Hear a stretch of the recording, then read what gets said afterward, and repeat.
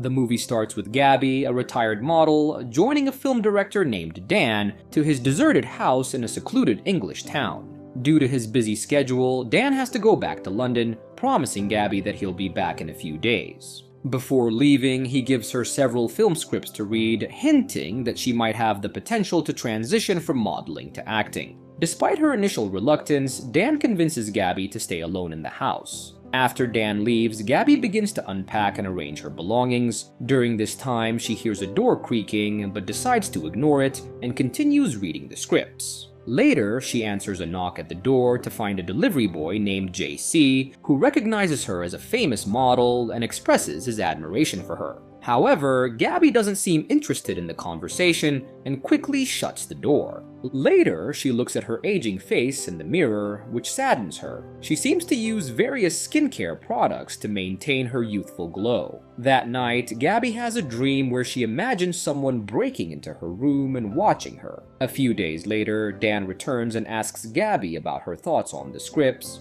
She confesses that she found them hard to understand and instead expresses her desire to participate in a fashion show with the famous designer Max Bologan. Dan discourages her from going back to modeling since she's already retired. During their conversation, he asks about her experience in the house, and she replies that she doesn't feel as lonely as she thought she would. She also mentions that she feels like she's being watched, as if the house is alive. Dan laughs off her mention of spirits and changes the subject before leaving for London. When Gabby goes back to the living room, she finds a note saying that ghosts don't use Joe Lang aftershave. She rushes outside, thinking Dan left the note, to confront him and ask why he left such a message. Dan responds by assuming she's joking and dismisses her concerns, claiming he didn't write the note. Gabby goes back to the house, but her anxiety increases when she finds another note saying, "I am not your enemy." In a state of panic, she runs out of the house and tries to call Dan, but he doesn't answer. With no other options, she calls JC and asks him to check the house. JC searches the entire property, but finds nothing unusual. Dan arrives shortly after, but he thinks she's playing a game. This angers Gabby, who accuses Dan of trapping her in the house and having a secret accomplice trying to drive her crazy to get rid of her. Dan then calls his girlfriend, Nah, and tells her that he'll be staying at the house for the night. Later that evening, he takes Gabby out to dinner to distract her, but he ends up getting drunk. When they return home, they play a game of chase around the house and eventually become intimate. After they kiss, Gabby tells him that she knows about his relationship with Nina Lamont, which is why he goes back to London every night.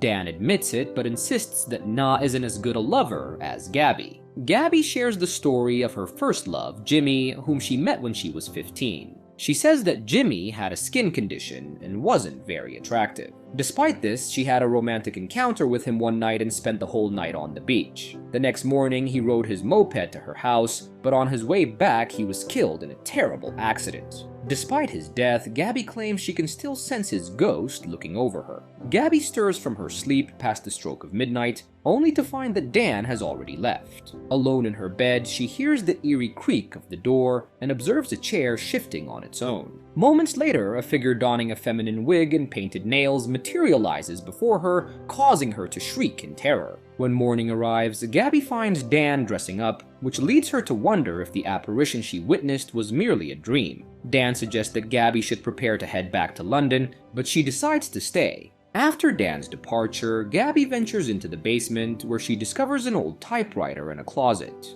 Sensing the presence of someone else in the house, she attempts to communicate with it through a handwritten note, posing questions like, "Can you see me? Are you also no longer living, and do I know you?" In the following scene, Gabby is seen adorning herself with makeup and donning a beautiful dress. As she gazes into the mirror, she engages in a conversation with an unseen entity whom she addresses as Jimmy and speaks with an air of confidence. During their exchange, Gabby reveals that she has accomplished her objective since Jimmy's passing. Feeling that her glory days are behind her, and unsatisfied with the current scripts, she expresses her desire to embark on a new journey. Later that night, Gabby tunes into a TV interview featuring Max Bolligan and learns about his upcoming private event, where he plans to select a few fortunate individuals for his performance. She shares her enthusiasm about this news with the invisible Jimmy, indicating her intention to be present at the event. Gabby is in deep slumber until she is roused at midnight by the intoxicated JC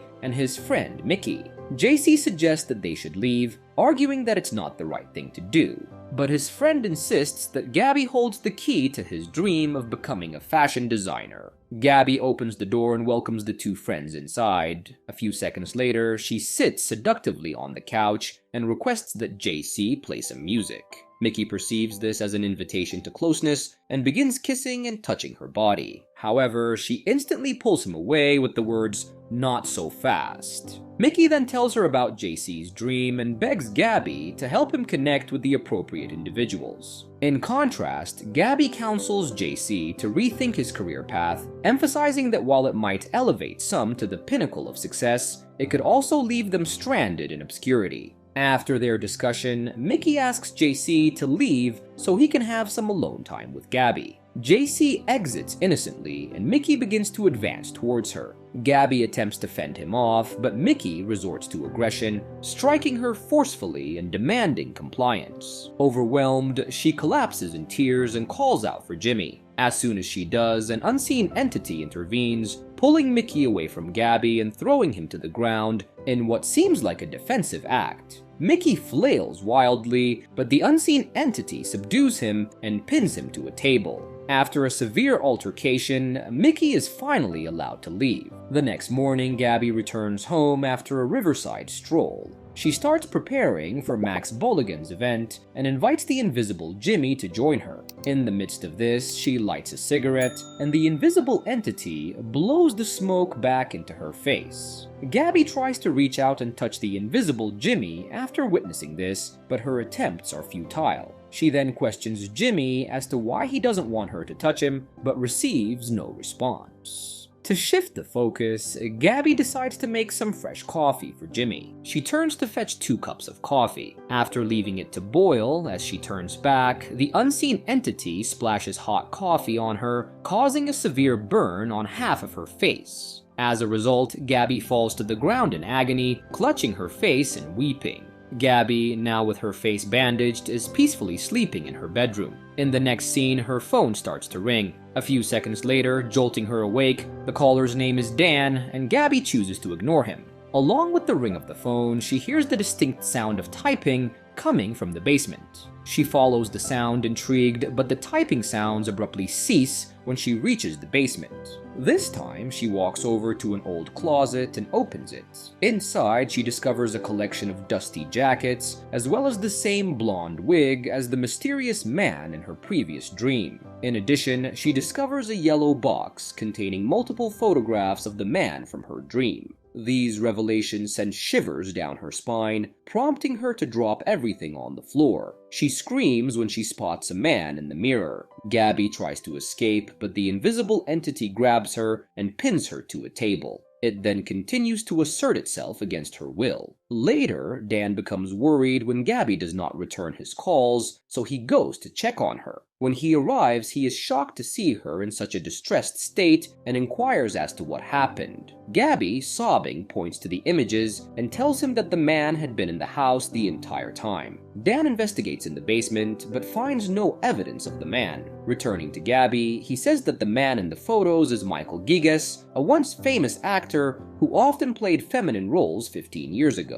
Dan reveals that Michael's career took a downturn at one point, forcing him to sell all of his properties to pay off his debts. The man has since disappeared without a trace. After a brief conversation, Dan checks on Gabby's burnt face and advises her to seek medical help. At that very moment, the unnoticed Michael strikes Dan in the head from behind, knocking him unconscious. Michael then places his hand over Gabby's face, rendering her unconscious. After some time, Gabby slowly comes to her senses and notices Michael lounging on a nearby chair. He begins by apologizing to her for breaking her trust by pretending to be Jimmy. He then confesses that he has been invisible for so long that he is uncertain whether he is truly alive or merely an abstract concept. He shares that his life story mirrors Gabby's in many ways, as he too was once a notable figure who eventually faded into obscurity. He reveals a golden ring on his finger that has the power to render someone invisible. He admits to using this ring for malicious purposes, causing distress and chaos in people's lives. However, he later felt remorse for his actions and sought refuge in this house, where he started writing screenplays to help him cope with his guilt. Yet, his malevolent instincts resurfaced when he met Gabby. Michael now believes that the only path to true peace is to relinquish power.